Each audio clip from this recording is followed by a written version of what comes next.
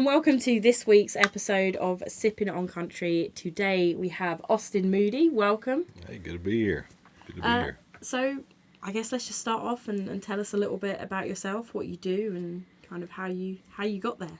Man, well, I don't know if it's a short answer or a long answer, and We've got time. I don't really know what I am, but I moved to Nashville about 15 years ago, and I mean, since I was a kid, I wanted to be a country singer. I mean, I kind of knew what I wanted to do early on. I never thought it would, come into fruition, but that's what I wanted to do. And so when I was 18, moved down here and done the artist thing for several years, and now I'm into producing, and been doing that for a couple of years. So as long as I'm making records or writing songs or singing them, it's kind of what I like to do. Nice. Yeah. Just being immersed in it in some way, shape, or form. Yep. So where did you grow up? East Tennessee, a little town called Kingsport. Okay. So you're not that far from here. Not far, but 4 hours. Okay. Yeah. In American terms, it's just down the road, right? Yeah. In the UK, it's like half the country. Oh, yeah. Hadn't thought about that. Right. It's kind of wild. So, I mean, did you grow up with country music? Were anyone in your family musical? Or? No, I was kind of the first. And the first genre I was in was Bluegrass. So in East Tennessee, that's just what they do up there. They play bluegrass, and my dad always had it on the radio, which there was like one bluegrass channel. And so my first instrument was banjo. I started playing when I was 6 or so, and I guess I started playing in bands when I was 13, 14, and gospel quartet. So we'd on the weekends tour around the region and play festivals and churches and all that, and and then just kind of picked up guitar sometime between 14 and graduating high school, and wrote some songs, and was actually in high school I was in ROTC, and Air Force ROTC, and I was planning on joining the Air Force. And so I mean, I was high and tight, straight-laced. I'd got my pilot's license in high school, and I wanted to be a fighter pilot, or any kind of pilot, to be honest. And so that's what I was going to do. And again, still was playing in bands, but just never thought about doing it for a career. Right. Just being where I'm from, it seems impossible. Right. I mean, it's a hard leap to make, like, mentally, to be like, this is a career, especially when you haven't grown up around it. I feel like even now, music is just something, it's like, it's a hobby, it's something you like to do, it's not a career, right? There's a weird assumption about it that it's not something you... Yeah, I mean, for sure. I mean, it's like, I never would think about back then, you mean people actually make a living writing songs for other people, Right. It's like, that's becoming a, kind of slipping away as the years pass. But when I was growing up, it's like, like Nashville was booming. That's when it was really, when I knew nothing about Nashville is when it was really just out of control. But anyway, like I said, I was going to join the Air Force, and had an opportunity to go see Marty Stewart play at a local venue close to where I'm from called the Carter Fold, which was June Carter's home place in Hiltons, Virginia. And we'd go there all the time, see different bands, and it was the thing to do on a Saturday night. Sounds like I grew up in the 1960s, but it's just East Tennessee, and it was awesome. Almost the same thing. Right? Yeah, go back in time for sure. But I got an invitation through a guy I played in his band, my friend Charlie Tomlinson. At the time, he was probably in his 70s. And so he said, I got tickets to the Marty Stewart show, and we're going to go and sit in the front row, and I want you to take your demo CD of those songs you wrote and give it to him. I went, I don't want to do that. I just, that's no, I don't want to do that. He goes, no, I've already bought the tickets. We're going to go. And he forced me to go. So we ride up to the Carter Fold and see Marty play. And after the show, go through the autograph line. I was the last one in line and went up to Marty and handed him my CD with, my songs on it. And he said, well, this is the guy you need to talk to, his bass player, Paul Martin. And Paul said, well, the CD player's broke on the bus and this and that. And I'm like, okay, and then Charlie, my buddy, said, well, I've got my guitar in the truck. Can he play them for you? And so they were, sure. And so I ran out in the truck and got Charlie's guitar and came back in and played some songs for Marty and the band. Man. But 2 weeks later, that was my junior year of high school. And 2 weeks later, I was down here writing with them. Wow. So between, I was, like I said, it was graduation, then going right into basic training. So I had a decision to make. I said, what am I going to regret more? Joining the Air Force right now and never knowing, or, going down to Nashville, see what happens. And in a couple of years, if it don't work out, then I can join the Air Force. You can always go back to the Air Force, but you're not going to get that opportunity. Yeah. And so here I am 15 years later. And, it's not all been roses, but at the same time, I've been fortunate and, just tried to stake my claim in the town. And it's definitely, not the easiest road to pave, but, you just becomes part of who you are. It's something I've always wanted to do. But at the same time, I would have loved to have been in the Air Force. So I feel like it's one of those things that I'll kind of always regret not being in the military, but at the same time, I feel like I made the right decision. Right. Which I feel like that's the most important thing. Like, there's one thing to be like, maybe like, I could have done that. But also, and it's funny, I was just talking about this with my last guest, is there's always going to be things where you look back and you're like, oh, maybe I could have done that. But the important thing is that you're happy where you are right now, and I think that there's always going to be things that you could regret, but knowing that, you're content with where you're at, I think is always a good sign that you did make the right choice. Yeah. Nashville is a hard town to be in. I think more so recently, it's got more commercial. In the last 10 years, I mean, it's really changed from being like a small town to this. I don't know. It's kind of wild. You know what I mean? Now, I know. Everyone who is everyone is here, which I think is great because you get the opportunity to potentially meet a lot of the big hitters because everyone knows everyone. But at the same time, you're also competing with, I don't know if competing is the right word, but I mean, you're in that same pool of people with, hundreds of other people trying to do the same thing, which I guess, can be daunting at times. Yeah. I mean, like you said, if I moved here today, I mean, hell, I wouldn't know where to start. Right. But when I moved here, I mean, it wasn't easy. I mean, I don't know. I would imagine when I moved here, it's actually harder to find an inn than it is now. Right. Because you didn't have the access that you have now. Everybody and their brother didn't have an Instagram. I don't even think that was a thing yet when I moved here. Yeah, social media, MySpace, maybe. Only 15 years ago. And so, yeah, I mean, it was like I was still rocking the MySpace. Good old Tom. And so I had to, as they say, pay the old dues pretty good. Of course, when I moved down here, I went to audio engineering school. Okay. So spent a lot of money to figure out I didn't want to do that for a living. But my parents wanted me to go to college, and I, heard about this thing called audio engineering. I'm like, well, that sounds pretty good. So, yeah, we'll do that. Let's do that.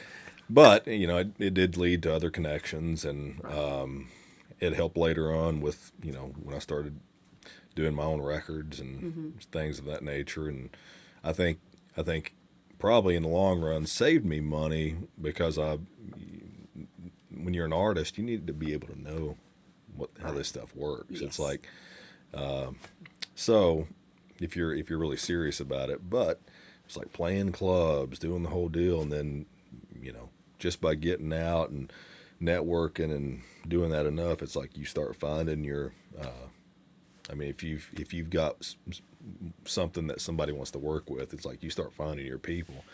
But I think it was harder back then than it is now. I think there's just so many people now trying to do it, where I guess you could think it was a competition. But one of my mentors early on, he said there's no competition. It's because if you're an artist, so it's like I can't do what that guy does, and he can't do what I do. But it's like getting to that point where you realize, well, this is what I do. Everyone's got their own. I do this well, and I'm going to stay in that lane. And at the end of the day, the people who stand out are the people who are truly their self, authentic. Yeah. I've been at 2 different places. I moved to town. I tried to be Alan Jackson. Alan Jackson already exists. Right. And it's like, well, who am I? How am I going to sing that song? Right.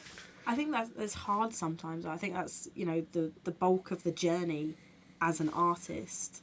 And honestly, and I mean, as a songwriter as well, because I feel like you need that authenticity in both things to truly know where you stand. Because I mean, everyone has their influences, but it's about knowing, I guess, where to differentiate from this is an influence to now I'm just replicating the stuff that I love. And really trying to like find your own footing. So I mean, when you moved to town, did you have any kind of any ideas of how like tough that road was going to be, or did you just kind of come in, you're like, this is going to be great, like Marty Stewart? And well, I didn't have any I didn't know anything. So you just came in blind. I just went with my gut, and I was 18. It was just like, well, somebody said, I think there was somebody said, you got to be present to win. And it's like, here's where people do it.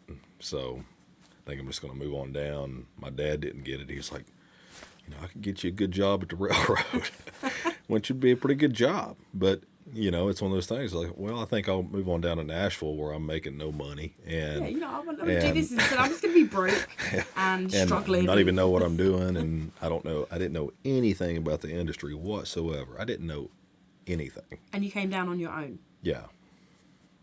That must have been pretty daunting to just kind of... I guess you were already getting ready to go to the Air Force. I was ready to get out. Okay. I was ready to get out.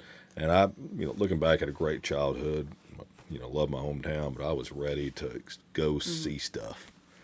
I know that feeling. Here I am, Yeah, so. You're a long way from home. Right. But, Nashville, kind of where I was from, it was like, might as well been London. Right.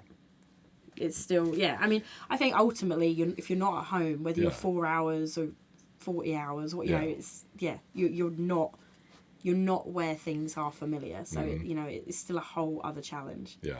And what do you think, when you moved here, what do you think your biggest challenge was that you faced being, this 18-year-old kid in this crazy town that, Man, there were so many because, you come here and it's like there's part of you that's so ignorant and you think that you've got something enough, like talent-wise, enough to move to Nashville. There's an extreme, like, ignorance, which gets people to town. But I look back at that guy and I'm going, holy crap. You had nothing. But I mean, it was so without that, you probably wouldn't have moved here. Right. So it's, and then you move, I think it's, I mean, to get to a place to where you start becoming an artist, an authentic artist, it's like you have to have a lot of humbling experiences. And you have to be willing to admit you're not good. Mm-hmm.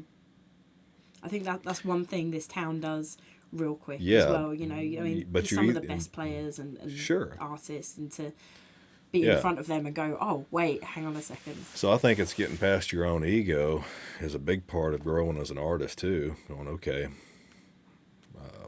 But there's some people that never get past that. Mm-hmm. And they go, well, why didn't I make it? Well, because you're asking that question because you're asking that question. Right. Yeah. Nobody's, knows you anything. Yeah. It's very easy to get a chip on your shoulder, but it ain't going to do you any good in the long run. Makes you feel better, maybe. But makes them feel better. It's everyone else's, problem. Like, my buddy jokes around. He goes, it's everyone else's fault but mine. So there's that, and my journey was pretty lucky. I mean, and I even had a lot of bad experiences early on, but I consider those really great learning experiences. Mm-hmm. If you have a smooth road in town, you've done something wrong. Yeah. Like something's going on that you don't know about somewhere. Yeah. It's been a fun one. So you said when you were back in Kingsport, there was the guy that you were working with, and Mm-hmm. how did that come about? The musician. Yes, yeah. So I was in the band. Mm-hmm. Oh well, that's the guy who took you to the Charlie. Stewart. Yeah, Charlie. Well, Charlie, he was a old time bluegrasser and kind of had the market cornered up there in the bluegrass gospel world, and so he was a funeral director too as a day job, and so I think my mom went to a funeral for somebody and I guess met him and come to find out he was like, oh, I play music or whatever, and he was looking for a banjo player, and she said, well, my son plays banjo, and I went and tried out for his band. So me, Charlie, and other guys in the band, they were all 65 plus though, and I was this 14-year-old. So I mean, we'd travel around in this old, like one of those big Dodge vans with the TV in it and everything. But it was like Charlie'd be driving, I'd be in the captain's chair next to him, and then there was a guy named Jerry McCarty that played upright bass, and he'd be on a folding chair in the middle of us. I mean, a folding chair driving down the road. He had a chaw red man in one jaw and a Stanley coffee mug in the other, drinking black coffee and chewing red man first thing in the morning, going to play at church. Small town America right there. That was my early music. I mean, do journey. you think that had a huge impact on how? For sure. I mean, in terms, what were they kind of just played locally? Or they were good. They were great bluegrass players. I mean, even to play regionally in the bluegrass world, you got to be a good picker. Oh yeah, especially around around this part of America, the whole Tennessee, Kentucky. Yeah. So, and I was the young whippersnapper. There's a lot of pressure to play it right. Right. So, and I'm sure like when you went out for shows, you were the odd one out on that stage because you were this kid and everyone's eyes on you. So that must have been a lot to go out and play and know like everyone is watching me. Oh yeah. Well, I think that added to the gospel band because they go, oh, look at that young man playing that gospel. We're going to give the love offering a little more, So, no, it was great. It was I had I feel like a unique childhood. Right. It was that's looking back.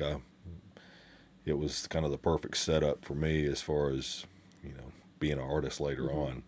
I had a lot to draw from. So you said when you moved to town, like your initial thing was like be that Alan Jackson-y type artist, but being in gospel and bluegrass bands, I mean, where did your other influences come from? Like, where did you kind of draw from all that? Because Alan Jackson is not Right in that vein. Well, what's funny is, I mean, I played bluegrass, but I, you know, listened to country radio all the time, and I mean, I was your average small town country boy. You know, just had my 1990 F-250 diesel. All I cared about was trucks, farming, and playing banjo and cranking the speakers as loud as I could crank them. Bit of straw hanging out your mouth. Didn't have the straw, but you know, I listened to the radio. When I was a young kid, I was a huge Elvis fan. Okay. Had an Elvis license, and you know, in my studio at the house, from when I was a kid, I had all those collectible Elvis Hot Wheels cars. I mean, I was massive Elvis. I love it. And then, you know, like I said, my country, I hung out with all those old bluegrassers, and they love classic country too, like Don Williams. And, okay. And so I became you know, I guess Don Williams was the artist that I was mostly drawn to as far as, okay, like that's my thing, kind of my range. So, you know, I studied Don a lot, but before I moved to Nashville, I mean, you know, I'm 32, I'm still a young dude, but I hadn't heard of John Mayer before I moved to Nashville. Hey. And I heard John Mayer, and I was like, whoa. So, I mean, in a lot of ways, my music world was very small and niche. It was like there was bluegrass, gospel, and whatever's on country radio, and some Elvis. And that's it. Yeah. I mean. Yeah, that was my world. And now it's everything. I mean, my playlist, or I draw from so much, you know, now. So, yeah, it was a good musical upbringing. Yeah, that's it. How I would have loved it. It wasn't quite what I got brought up in the UK. So how do you feel? I mean, how do you feel like your musical tastes have changed? I mean, you talk about people like Elvis, and I mean, from his very much, or was, I should say, very much a performer. You know, like he went out on stage and it was everything he had in every performance. I mean, do you feel like those sort of influences drive you in the way that you perform when you're playing? You know, little hip wiggle, little For me now, you know, I mean, I used to go when I was a kid, I would go around. My grandmother made me an Elvis suit, and I would go around these nursing homes and take my karaoke machine and go perform. Have you got video of this? I've got pictures, and my mom's probably got video somewhere, but I also was a clogger. Oh man! All right. And so I was the clogging Elvis in nursing homes. That is something. Yeah. Yeah. If you find that video, I'm gonna need to see this. Yeah. So. Pretty interesting, but I haven't moved like that since then. Fair. So I'm kind of more of the all Elvised out on the, you know, like if I was to describe what I do on stage, it'd be more like probably a Tom Petty, because you know he moves around, but he's always got a guitar. Right. You know, I actually play. And you hear it through the speakers when I play, you know, so it's not like I'm... You're not just standing there going, da, da, da. Right. Which, I mean, that's great. I mean, I love several artists that just hold it, but I like to... I've seen a couple of those videos, and I'm like, just put the guitar down. Like, yeah. I guess the thing is, dependent, you know, most people are watching, they don't realise that they're not playing. You know, if you don't play guitar, or, you know, you don't listen to things from like a musician standpoint, right? You're like, oh, that's cool, they're playing guitar, and I watch it and I'm like, what's What's the point? What are we doing? Let's just... Yeah. Yeah. It's, but those people, they're not making records for other musicians. That's a good thing. Right. It's called a commercial. Yeah, exactly, right. So, who do you find now that your biggest influences are, music-wise? Oh,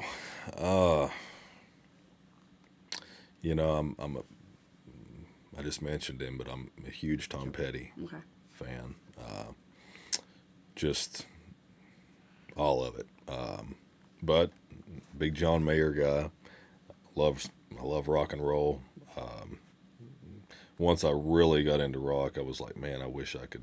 If I could pick which genre that I went out and sang, it'd be rock and roll. But I don't have the voice, if you can't tell.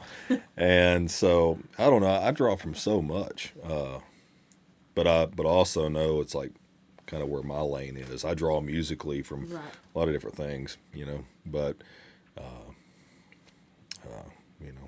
I listen to a lot of jazz too. Right. So that's the only thing I can listen to and not think about it. Right, so you can just let it go and be. It's just there, and I don't think about it and just enjoy it. That's so a nice way to kind of switch off. When you're, a writer or producer, whatever, it's like you hear something and you go, man, that's cool, and then you start thinking about how you can do it a little different. Right. You're like, oh, but what if they did this here? Yeah. So from a writing standpoint, obviously when you first came to town, you came and you started writing. How has that kind of gone since moving here? I mean, when you wrote back in your hometown, were you mainly writing solo or? Mm-hmm. Yeah, I didn't know what co-writing was. I mean, Nashville is the city of co-writers. Yeah.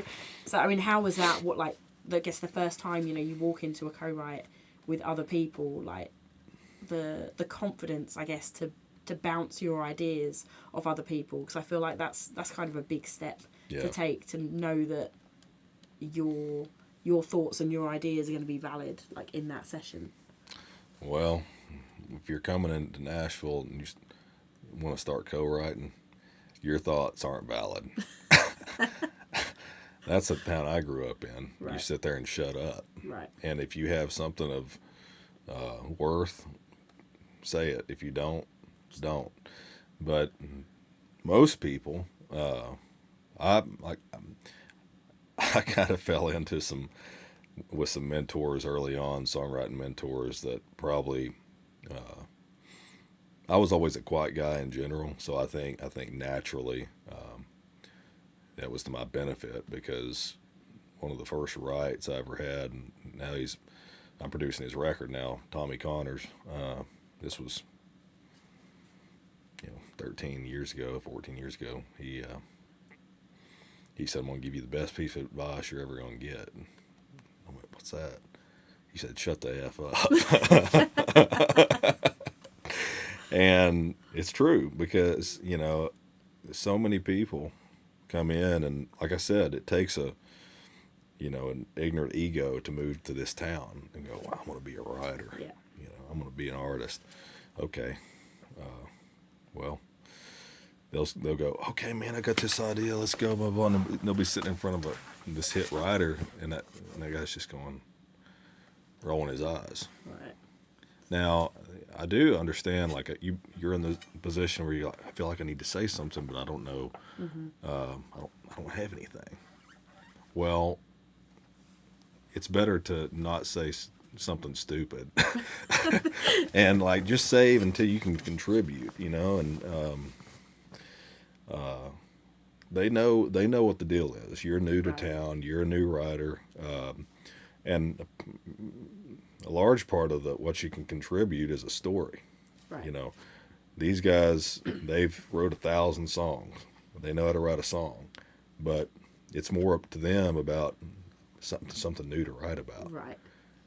Bring the idea and kind of learn as you go about how to then take that idea and put together like a cohesive lyric. Yeah. Yeah.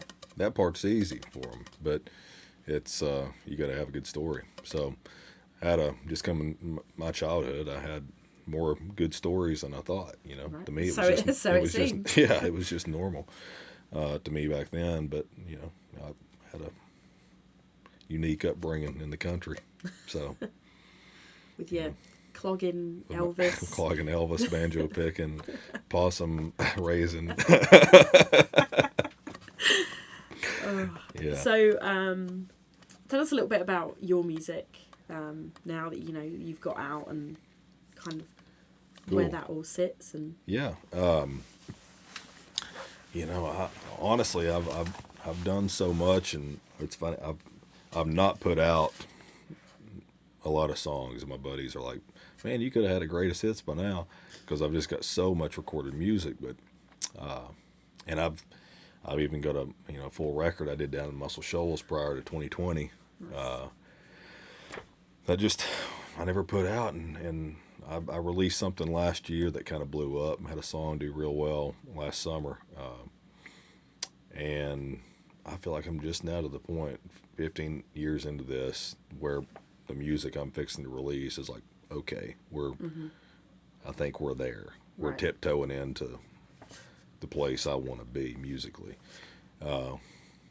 Which again, I mean, I don't know what that is, but I've been here 15 years. I produced records. I've made a living at this thing somehow, and played thousands of shows.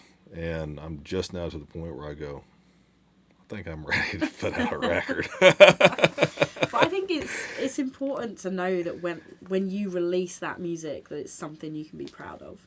That you're going to put it out, and you're not going to go back to it in a year or two and go, man, I can't believe, like, I shouldn't have released that. Like, why did, I think timing is everything. Yeah. Personally and and within the industry. But. True. And too, I mean, it's just, for me, the best music comes from the truth. And best comedy comes from the truth. Yeah. And when a man's 18 years old and he hadn't been through life a little bit, what does he have to say? Right. I kissed a girl. I mean, you got a lot to. I mean, that was a pretty good song.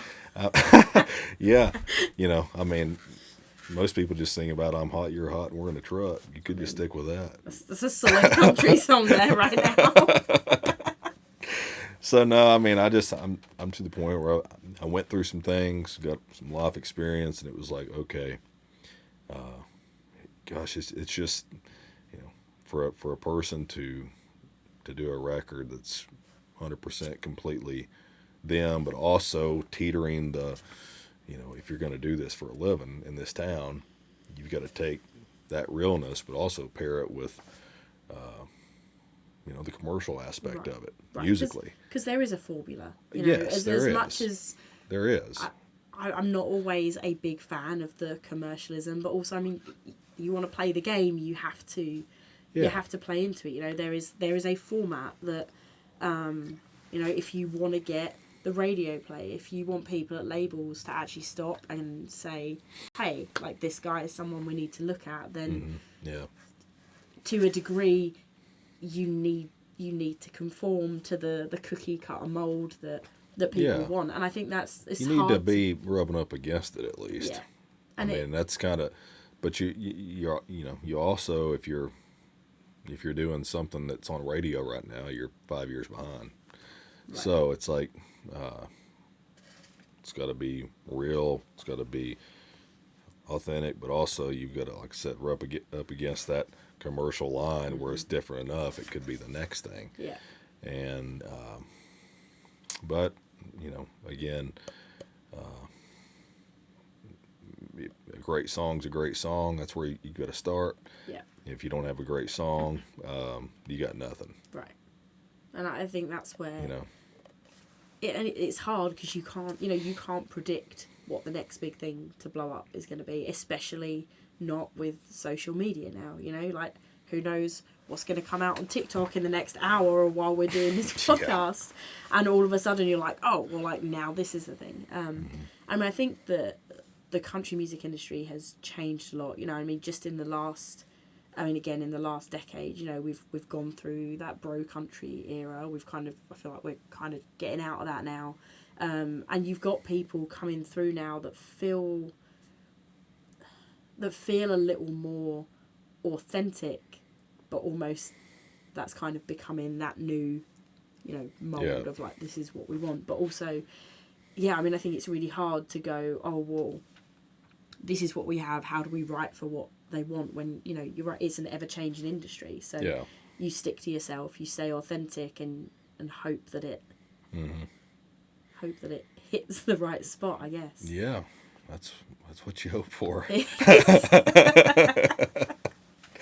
That's what you hope for, and you know, you just gotta,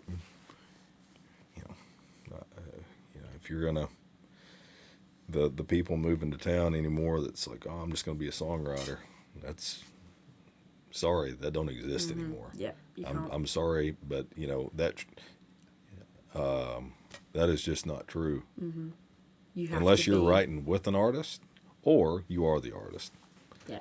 I mean, you can be a songwriter and try to write for other people, but if you're not going to put out your own music and everything, it's like, you know, there was a scary statistic I read the other day. Can't remember the whole number of how many songs are out there streaming, but it was like, you know, only like 1% of songs released get over 10,000 streams. And there's like 130 million songs out there that's just in the ether cloud, whatever that thing is, that have less than 10 streams. You know, I mean, and so you go, okay, well, if say you're an artist and it's like to get 1 million streams on Spotify, well, if you own that master, that's $5,000. Okay, 1 million streams, that's $5,000. It's wild. Now I know folks that, you know, they're independent, whatever. They get 50 million streams on a song somehow, but they've been releasing music consistently for a couple of years and hit some kind of algorithm. And so it's like, okay, how do you move to Nashville today? You get an apartment, paying $2,500 a month, doing blah blah blah blah blah, all this stuff, and then you need to figure out how to, you know, see your living expenses. It's going to cost you about $45,000 a year just to live here, right? Yep. And you go, okay, I need to write and put out a song, and you know, it needs to get 50 million streams every time to be able to. Yeah. I mean, it's a crazy business now. It is. I mean, it's insane. But also, hey, like I said, like back in the day, it was more like you create those relationships, you get in, you get publishing deal, all this stuff. And now, with technology and access to so much, we can just stay home for a couple years. There's all this information of, like, with music and songwriting online, you work on your craft at home. Yeah. You can record, like you can take all these classes, like that wasn't available 15 years ago. No. I didn't even, know what GarageBand was. You know, it's like I was still using the old cassette recorder. So, you know, and it's like, there's that. So you don't have to be here. And I mean, you know, the industry's changed so much. Nashville's changed so much. Post 2020 has changed so much to where it was like, I mean, me, myself, you know, all my entire living comes from this town, but I don't have to be here anymore. Right.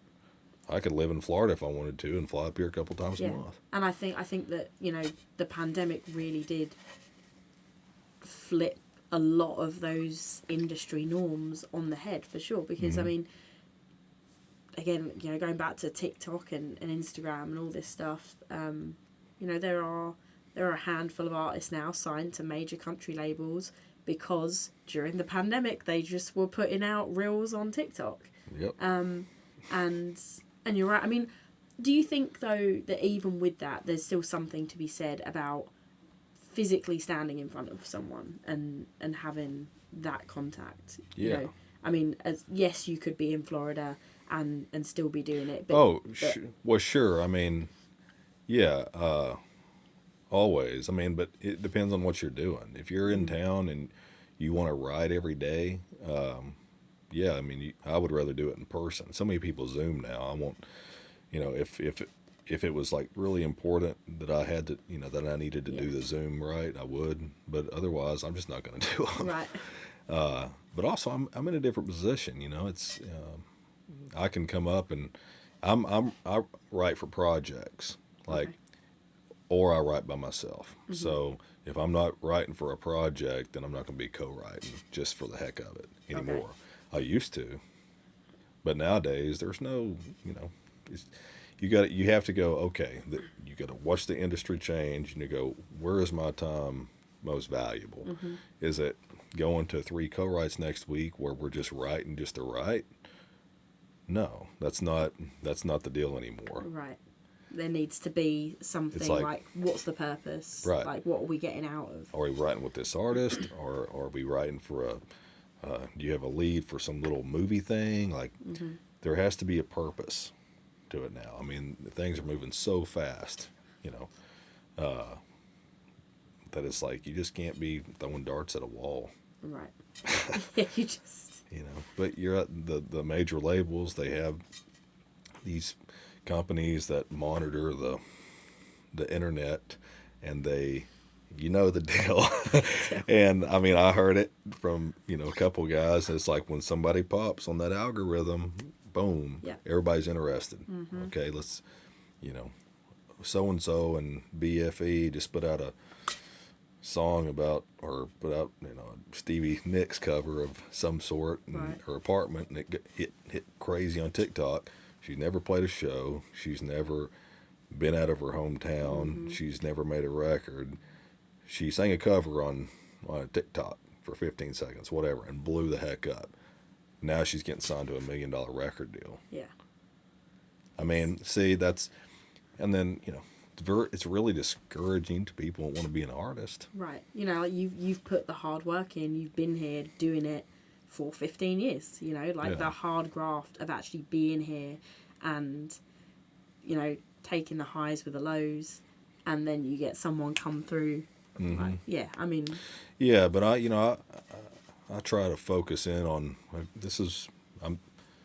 we all have our big goals and dreams, whatever, and we'd all love to be playing Nissan Stadium down Right. here. But you also have to go, hey,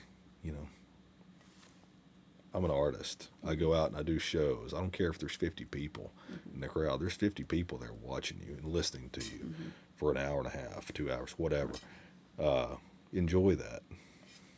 Right. Like, try and take what you've got and.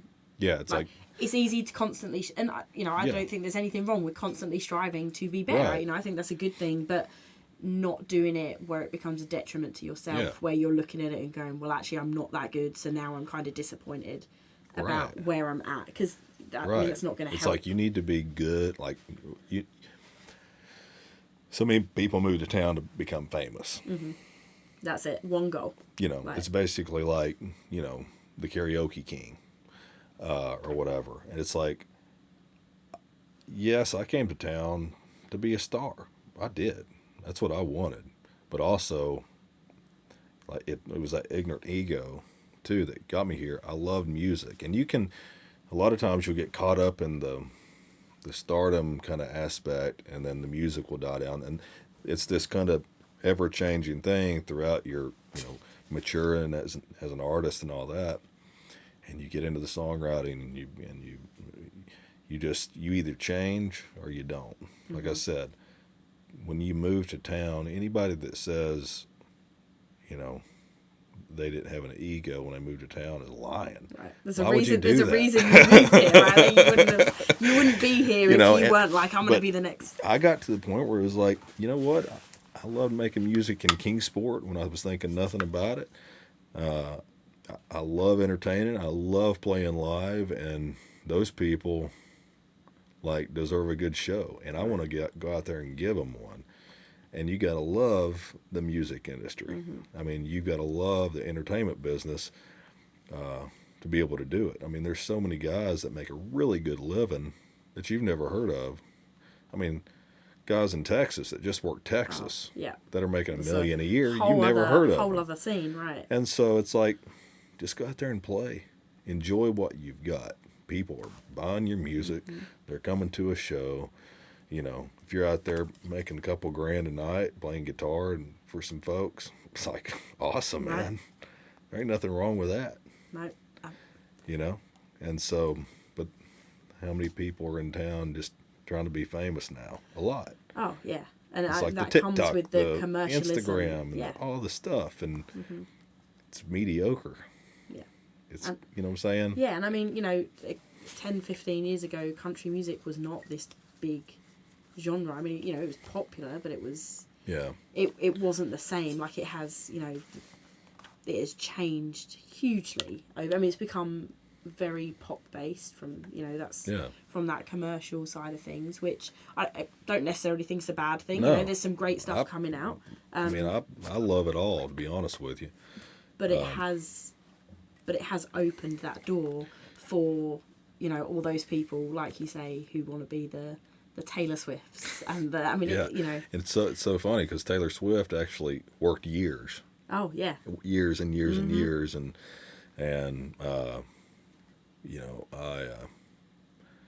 I can look at that and respect that. I mean, because to go from country to pop without she did it the right way. She didn't Right. go, oh well, I'm still country, but she's making Yeah. pop records. Yeah, it's she like, just- hey, I'm she's leaving like, the genre I'm a done. piece. Yeah. There's no more winning a CMA Mm-hmm. for, and a lot of it's easier to be pop and make it in country. yeah, That's just the fact. I like a lot of the pop country. Oh, I mean, I'm everything that is in the genre, like it has its place and it has its purpose. Yeah. And I know I've mentioned this on another episode, but like Florida Georgia Line Cruise, tell me one person who does not get a smile on their face when that song comes on. Like everyone's singing it. Yeah. Whether you liked the bro country era or not. Like there's something about that, that kind of part of country music. It's fun. Or you know? you sit there and go, I mean, if you're trying to be in the business, you have to be able to sit there and go, I hate that song, but that's a damn hit. Right. Why? know. Like, it's not my thing, but also, why is it a hit? Like, you need, you Well, need to you be just open. go, I hear stuff that I would never listen to and go, yep, that's a hit. Right. I may not like it. This you may can- not be my thing, but you can sure hear a hit Mm-hmm. when it is one. It's good to be like that as an artist. To be able to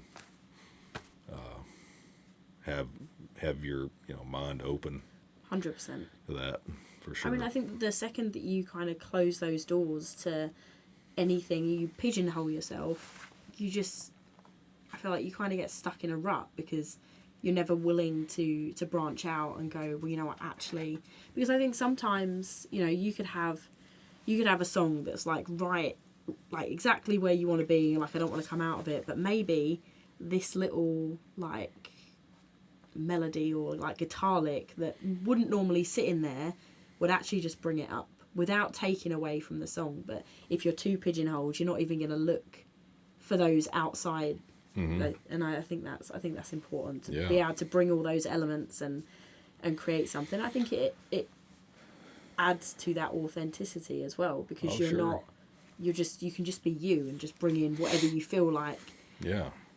So with your music this year, are we going to see releases? Yeah. Yeah. I plan on releasing one off this record I'm working on right now in May. Okay. It's called Country Mile. But yeah, and then planning for a record release in early 25. Okay. So I'll probably release a couple things this year, and then Single, EP, or to be determined. It's going to be 2 singles. Okay. And so, and then releasing the whole thing probably January All of right. next year. Nice. I've never pushed something out this far where it's like, you know what, I'm going to give it a year. And this is kind of the year of working on that record, taken a year to do it, Mm-hmm. and I'm playing several shows, but I'm working the same kind of route for like every 3 weeks, Okay. hitting the same spots, All right. kind of my good hot spots around the southeast, and while I'm working on this thing and taking a little trio out, just getting back to my roots, so to speak. Yeah. And it's, you know, feel like I need to I hadn't really played clubs and such in like 8 years. So getting back in, yeah, I need to for this record I'm doing. You know, it's like post 2020 has just been super weird. You know, with live dates and Yeah. trying to get a consistent tour and doing the whole routing thing. It's just like I feel like we're finally, 2023 felt like it was like finally the year where live music came back properly, like without. Yeah, it was weird after the pandemic. There was a time where I'm like, am I ever actually gonna like feel good going to a show, like, or are we, and yeah, it definitely took a while to get back there, but yeah, and then we got the cicadas coming in May. So. we have cicadas in Nashville. Everyone, I'm leaving for 6 weeks. Yeah. Austin didn't know about the cicadas, so I'm opening his eyes to the infestation across Middle Tennessee. The 13-year cicada pandemic. Yeah, so I'm not looking forward to $1 million per acre, huh? $1 million per acre. My concern. It looks like if we knew about that, we could just kill them before they got out of the ground. I'm going to invest in a flamethrower. Just every time I open my door. Oh man, I went down a rabbit hole. I went down a rabbit hole on TikTok. So I've got a Rottweiler, and she's 2. Even in the summer, like just with the normal green cicadas. So the cicadas that come out, they're going to be black as well with red eyes. They look super evil. But even in the summer with like the normal green cicadas, she's picked one of those up before. And I went down a rabbit hole on TikTok of dogs that were just like picking cicadas up in their mouth, and all you could hear was like the buzz of the cicada. So if she does that, I'm going to disown her. Gosh, man, I was out working one day and something on my house, and I saw there was a cicada flying through the air in midday, and there was a hornet that came down the opposite direction and like hit the cicada, grabbed it, and like held onto it in the air. Oh, wild! And stung it. It was weird, and then just carried it off into the tree like it was going to eat it. I'm like, God Almighty! It was the craziest thing. All right, what do I want? Yeah. Hornets or cicadas? I'll take the cicadas, not the hornets. But oh yeah, I don't know. I'm still trying to wrap my head around it to be less stressed out about being surrounded by so many bugs. I think if I didn't have my dog, I don't think I'd be so. If there was $1 million per acre, I mean, it's a lot. Okay, so you're gonna have to go Google 2011 Nashville cicadas now. I was here. How do you not remember it? I was here, so 2011, I came out for CMA Fest, so beginning of June, and I just like hit the tail end of it, and there were still way too many, and most of them were dead at that point. But there were shops and like jewelry, like independent jewelry stores. They were collecting the cicadas, and they were making jewelry out of the wings and stuff. Huh. There's a... Wow. There was a place... Chocolate-covered cicadas. Oh, that's also a thing. Oh, if so you can eat cicadas. The FDA literally warned... It's fried. Part of me's tempted, but if you have an allergy to seafood, like shellfish, you can't eat cicadas. Same family. Isn't that wild? I thought that was a weird. I'm full of random facts. Yeah. So don't be tempted. If you have a shellfish allergy, do not be tempted to eat a cicada. They're in the crab family. Yeah. Yeah. Huh. So technically all that Man. thing. But yeah, people will catch them and then eat them. Apparently they taste like shrimp. Because I've Googled it, obviously. Oh, this is great. Yeah, no, it's happening. God. Wow. I'm not looking forward to it. I'm not. No, it's going to be a rough year. If that's taking place in May. Yeah. We're only 6 months in. Where can I go? California for 6 weeks? Gosh. Florida. Just somewhere Florida. that... Yeah, Florida. But So it's not going to happen in Florida? No, it's like middle Tennessee. Mm. And there's a map of like... I don't think it's even the entirety of Tennessee. But just these ones. Yep. No, thank you. Wow. I'm not a big insect person, you know. Don't hate them, but I'd prefer them in small quantities. Yeah, I'm definitely not. And they're loud as well. Oh, yeah. Like, I think they get up to like 80 decibels or something. Like, it's wild. I'm just gonna be a recluse for 6 weeks. No podcast episodes for 6 weeks, starting in May. Just go to Florida. Oh, can't do it. Just go to Florida. But cicadas aside, where are we at? I did wonder. So, with all your writing, are there any songwriters that you have not written with that you would love to write with? Hugh Presswood. Okay. Dean Dillon. That's well, it would have been Tom Petty, but you know, but those two, I would, shoot, I don't know if I just like to sit and talk. Right. Just get some insight from. Just yeah, I'm such a Hugh Presswood fan, and he's like I don't know if you know him, but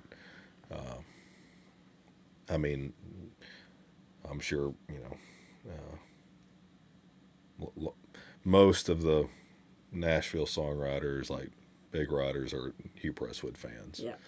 And he would write like a song a month or whatever, but they were all great. His records are great. You're just putting out a hit after. Well, it's just like the song. He didn't have a ton of hits, but he could write it. He could spin a yarn. Right. Like nobody else. That's what country music is about, Yeah. right? It's the stories. I know, like, for me, that's what drew me into the genre. You know, Yeah. I mean, I didn't grow up on it. It was not a big thing in the you UK. think but... it's like a lot of my favorite writers didn't write hits. They had a lot of side cuts, so an album cuts. But in their heyday, which ended almost about the time I got here, you could have an album cut and do well. Right. You can make 60, 75 grand off that thing. Just on a, never had airplay. People were just selling records. on They a were record. selling physical. So you had great songwriters able to make a living. Yeah. That didn't have to have a hit. Think about that. Now you have to have a hit to make a living. Yeah, there's no, I mean, you get an album. When you start thinking about that, it's like, okay, so what are there, like 12 songwriters in this town that actually make a living now? I mean, yeah, it's rough. And I mean, you've got all the labels And now. that's what I'm saying. If you're not putting them out, it's better for an artist. I mean, to go. There's so many great songs out there to go cut. That all you got to. I mean, people's not really cutting, outside songs a lot these days. They should, because the music would be better. But they're just sitting out there. Mm-hmm. And happens once in a blue moon. Well, also, I mean, the song I put out last summer was an outside song that blew up, and it was a subject matter. But and the title of that song is? I'm just saying. And Win Varble and Mike Loudermilk wrote it, and I mean, as an artist, I split the master with them, and that thing made money. Right. But if you had just, the publishing royalties off that are nothing. It's what I work in, so Yeah, I know. it's so it's like you've got to put your own stuff out. 100%. You got to figure. If you're gonna write, you still got to be an artist. Yeah. And now you're gonna have. There's just the market is flooded, overflowing with new music and everything else. Whereas, back in the early 2000s, which was kind of the slowing down the end, when social media came into effect, it was over. But you had a quality control out there, and you had gatekeepers. Mm-hmm. There's still gatekeepers, but not really. Yeah, it's like there's so many holes in the dam. Yeah, it's free reign to do whatever. It's hard, as a like if you're a great artist, unfortunately it's just harder to cut through. Right. And stay there once you do as well. It's not like there's no guarantee that now we've got this. We just got this record deal. That's it. We're like, no, you cannot. Yeah. There's no time to rest. I think it's a lot harder, and it's a lot more emotionally, mentally intensive than I think a lot of people realise. Just to stay in one spot. That's why I've been hitting, going out of town and playing and focusing in on the people you're singing for. Yeah. Because I'm telling you, if you got yourself 10,000 fans that are actually, you may have 100,000 Instagram followers, but if you have 10,000 fans that, okay, when you play their town, they're gonna play, they're gonna buy your CD, they're gonna buy a T-shirt, whatever, you can make a dang good living. That's what you need. But people's got to start focusing in on who you're singing to. Yeah. Because live music, people still love to see live music. They want that connection with the artist, and you got to care about who you're singing for. But it's easy to kind of lose that in this town when you're just really chasing the deal, chasing the rabbit. It's like, well, wait a minute, so. Yeah, no, it's definitely tough. I'm gonna link to your website, and I'll link to that single and everything in the podcast description, so people can go check it out. Great. But is there anything else you want to add? I just hope everybody survives this cicada attack. Everyone but me. I can't guarantee it. I can't guarantee it. If you can't get a hold of me, I'll be curled up in a ball somewhere in my house just crying. Yeah. Well, I enjoyed today. Thanks for having me. Thank you so much for coming in. We will be back next week with a brand new episode. Tune in, like, follow, share, all the stuff. Austin Moody, everyone. Thank you so much.